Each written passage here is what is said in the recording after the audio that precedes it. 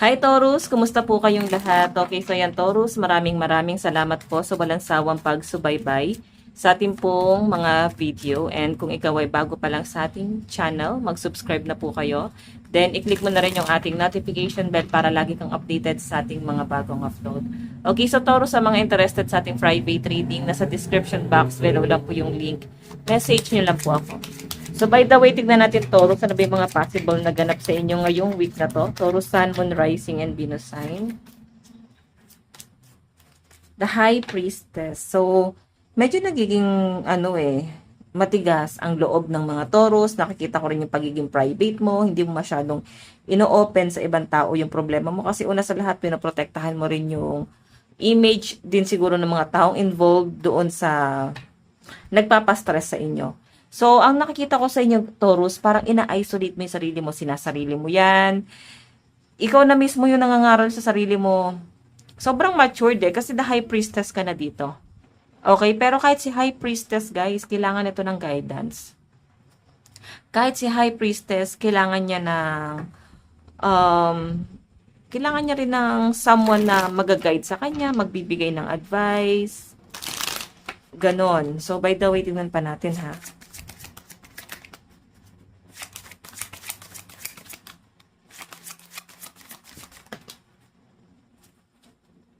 Okay, dalawa yon. Isa lang po.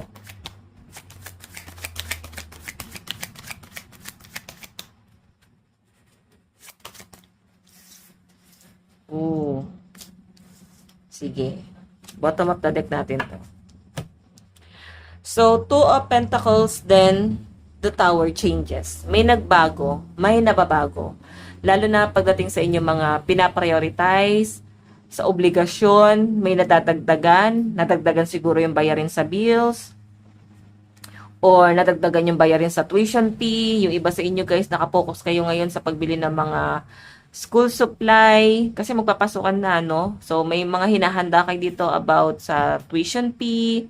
So, focus talaga muna kayo guys. Then, tinatry nyo maging kalmado rito, Taurus. Kasi, pag ikaw yung bumigay, ikaw yung na-stress dito, yung pinapakita sa akin, Taurus, parang hindi mo na alam kung paano ka mag-start ulit, no? So, ikaw ay naging kalmado kahit sa totoo lang, sobra kang nai-stress na, sobra kang nababalisa sa mga monthly dues mo.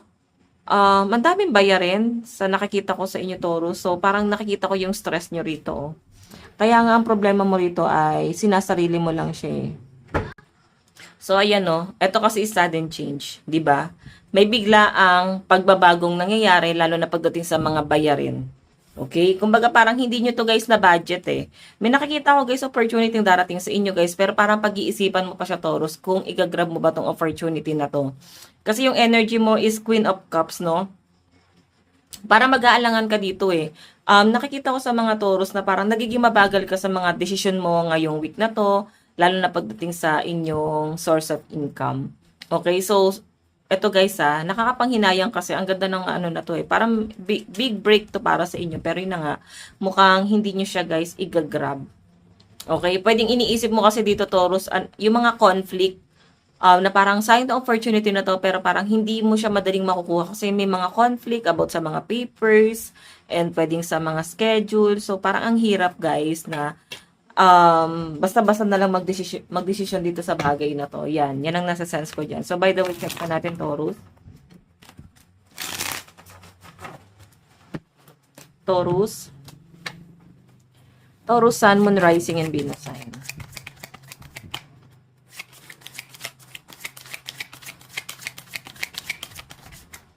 Meron tayong 7 of Wands.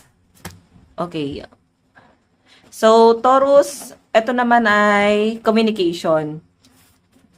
May nakikita ako dito guys na parang ang daming nag-aaya sa inyong lumabas or mag-get together or pwedeng ang daming nanghihingi ng opinion or daming nanghihingi ng ano nyo guys attention. Pero yung nakikita ko guys, inaano mo to, parang hindi ka muna basta-basta nagpapadistract dito sa mga nanghihingi na to or nanghihingi ng attention sa inyo kasi nakapokus ka sa pansarili mo. Ayan no.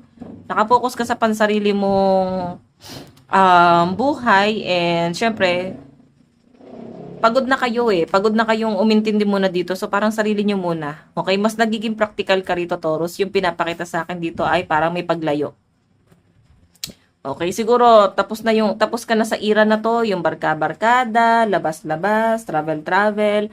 Pwede ka mag-travel pero kasama yung family. So, ito kasi guys, parang tapos ka na dito. Okay? Tingnan natin. Taurus.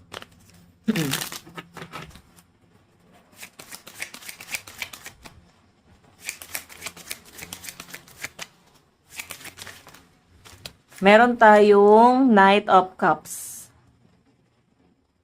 Okay, so ito naman guys, Knight of Cups is something na pagdating sa love life mo, may nag-o-offer ng cup of love sa inyo. Okay? May isang taong bigla na lang nahuhulog ang loob sa inyo.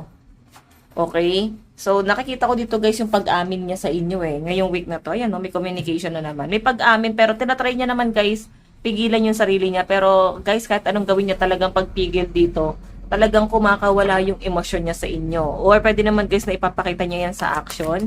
Kung hindi man guys, sa communication. Pero more on action. Meron tayong 10 of Wands. Okay, so guys, ito namang 10 of Wands is mga baggage na dala-dala nyo. Okay, mga mabibigat na kailangan yung parang i-let go na. Kasi hindi na guys nakakabuti sa bagong cycle na nangyayari sa buhay nyo. You know, nagiging regret nyo lang to, Taurus. Okay? Tingnan pa natin. Ngayong week daw na to, Taurus, parang sinasabi lang dyan, hinahinay sa mga decision para hindi mo siya maging regret. Okay, tignan pa natin, Taurus.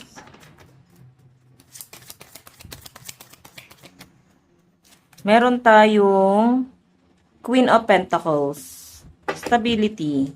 So, iba sa inyo guys, parang parang namimili ka na lang talaga ng mga circle of friends mo. As in, sobrang limit na lang talaga, no? Nakikita ko sa inyo, Taurus, na sobrang salang-sala kasi pagod na kayo sa betrayal. Inuutakan, ginagamit, lalo na pagdating sa pera. So, kung makita nyo guys, Queen of Pentacles, so, kahit isang kaibigan at least loyal, okay na sa inyo. Someone na maaasahan, someone na hindi ka utakan, hindi ka gagamitin. Meron tayong 3 of Wands. And King of Wands. So, yung pinapakita sa akin dito guys, since 3 of Wands to, tapos King of Wands is something travel. Okay, may inaantay ba kayong biyahe ngayong linggong to? Ang dami nyong gagawin eh. Parang busy kayo ngayon eh. Wala kayong masyadong magiging time dito. So, nasa inyo pa rin to guys, kung paano nyo siya guys, i-manage. Pero may nakikita akong biyahe sa inyo ngayong week. So, again, meron tayong trust, all will be well. So, kung may mga agam-agam, sinasabi lang dito na magtiwala ka lang kasi sobrang ika-guide ka ni universe sa journey mo ngayong week. Okay, so Taurus, ito lang po ang inyong reading. Maraming salamat. God bless and love you all. Bye-bye.